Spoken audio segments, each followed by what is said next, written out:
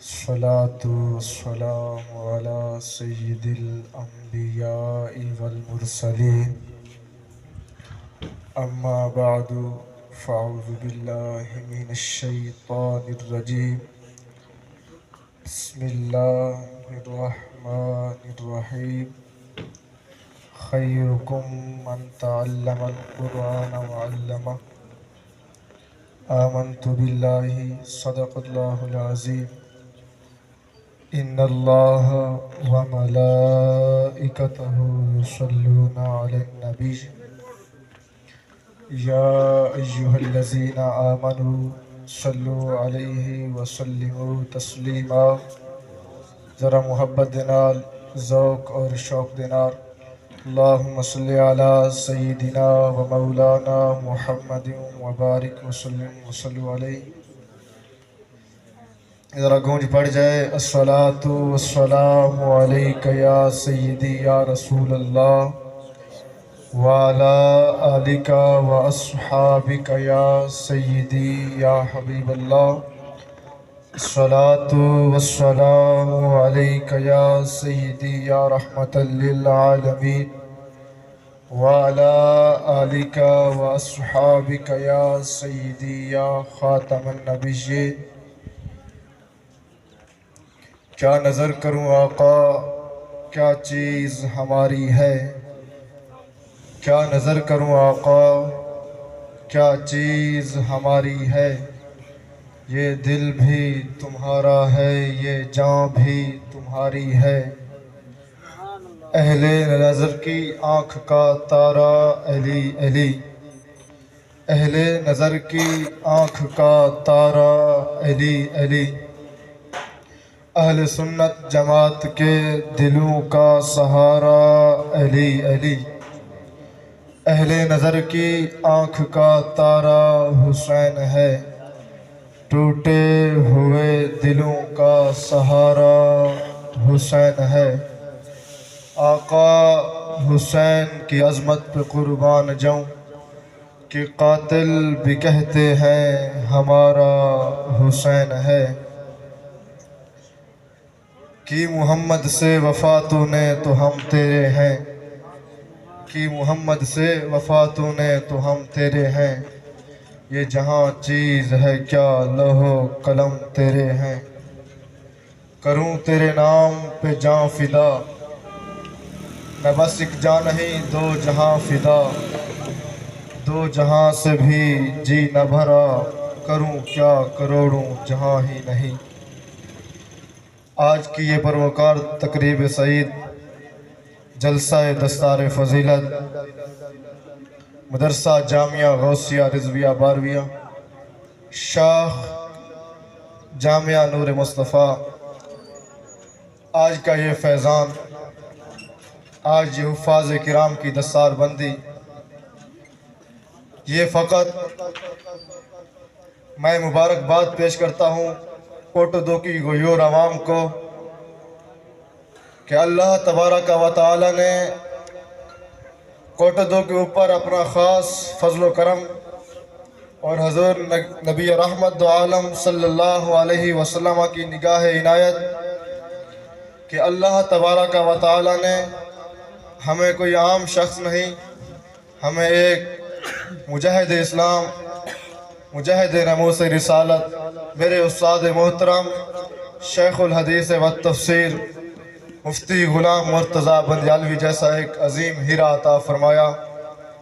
یہ طلباء کرام کی دستار بندی فقط میرے استاد محترم استاد العلماء حضرت علامہ مولانا مفتی غلام مرتضیٰ بندیالوی صاحب کا ایک فیضان ہے، یہ ان کا فیض ہے، ورنہ آج کے یہ الفاظ، یہ ہمارا ایک خواب تھا کہ ہمارے بچے حافظ قرآن بنیں گے، لیکن اللہ تبارک و تعالی نے ہمارے استاد صاحب کی برکت سے، استاد صاحب کی آمد سے، استاد صاحب کے فیضان سے ان طلباء کرام کو آج ان کے سر کے اوپر ایک ایسا تاج سجایا جائے گا جسے ہم سنت رسول یعنی دستار کہتے ہیں کہ حضور نبی رحمت دو عالم صلی اللہ علیہ وسلم کی حدیث مقدسہ مطہرہ ہے حضور نبی رحمت دو عالم صلی اللہ علیہ وسلم نے ارشاد فرمایا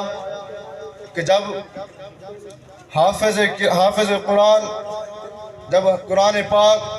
مکمل طور پر حفظ کر لیتا ہے، 30 سپارے اس کے دل کے اندر جو ہے محفوظ ہو جاتے ہیں، تو کل بروز قیامت باقی انبیاء کرام کی امتیں دیکھیں گی اور سوال کریں گی کہ یہ کون لوگ ہیں جن کے سر کے اوپر جو ہے ایسا تاج سجایا گیا ہے جس کی روشنی سورج اور چاند سے زیادہ ہے۔ تو ان کو بتایا جائے گا کہ یہ حضور نبی رحمت عالم صلی اللہ علیہ وسلم کے امت کے وہ لوگ ہیں جنہوں نے اپنی اولادوں کو کسی یونیورسٹی کے اندر نہیں، کسی کالج کے اندر نہیں، کسی گلوکار یا سنگر کے ادارے کے اندر انہیں جو ہے گانے بجانے کے لیے داخل نہیں کروایا تھا۔ انہوں نے اپنے بچوں کی تربیت کے لیے ایک دینی ادارے کا انتخاب کیا تھا، اپنے بچوں کو حافظ قرآن بنایا تھا، اپنے بچوں کو قاری قرآن بنایا تھا، اپنے بچوں کے دلوں کے اندر 30 سپارے محفوظ کیے تھے۔ آج یہ وہ لوگ ہیں جن کے سر کے اوپر ایسا تاج سجایا گیا ہے جن کی روشنی سورج اور چاند سے بھی زیادہ ہے۔ تو بتایا جائے گا کہ انہوں نے اپنے بچوں کو حافظ قرآن بنایا تھا، آج اللہ تبارک و تعالی نے ان کو جو ہے انعام عطا فرمایا ہے، ان کے سر کے اوپر جو ہے ایسا تاج سجایا ہے کہ جس کی روشنی سورج اور چاند سے بھی زیادہ ہے۔ دوسری روایت کے اندر حضرت سیدنا ابو ہریرہ رضی اللہ تعالی عنہ راوی ہیں، آپ فرماتے ہیں کہ آقا سیدی یا رسول اللہ صلی اللہ علیہ وسلم نے ارشاد فرمایا کہ حافظ قرآن کل بروز قیامت اپنے ہی قبیلے کے، اپنے ہی خاندان کے 10 لوگوں کی شفاعت کرے گا۔ وہ 10 لوگ کون ہوں گے؟ وہ 10 لوگ وہ ہوں گے جن کے اوپر جو ہے جہنم واجب ہو چکی ہوگی۔ وہ 10 لوگ کون ہوں گے؟ جن کے اوپر جو ہے جہنم واجب ہو چکی ہوگی۔ پھر اللہ تبارک و تعالی حافظ قرآن کو جو ہے اللہ تبارک و تعالی کا حکم ہوگا کہ جن کے اوپر جو ہے دوزخ واجب ہو چکی ہے، جا تو ان کا ہاتھ پکڑ، ان کو جو ہے جنت کی طرف لے جا، یہ تیرا انعام ہے۔ کل تو نے جو ہے محنت کی تھی، کل تو نے جو ہے قرآن مجید فرقان حمید کو جو ہے اپنے دل کے اندر محفوظ کیا تھا، آج تجھے جو ہے یہ انعام دیا جا رہا ہے۔ تو آج ہمارے معاشرے کے اندر، ہمارے لوگوں کے اندر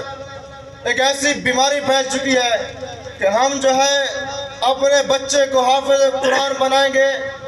ہم اپنے بچے کو قاری قرآن بنائیں گے، ہم اپنے بچے کو عالم دین بنائیں گے، تو یہ کھائے گا کہاں سے؟ آج الحمدللہ جتنا ہی پرسکون اور جتنا ہی خوشحال حافظ قرآن ہے،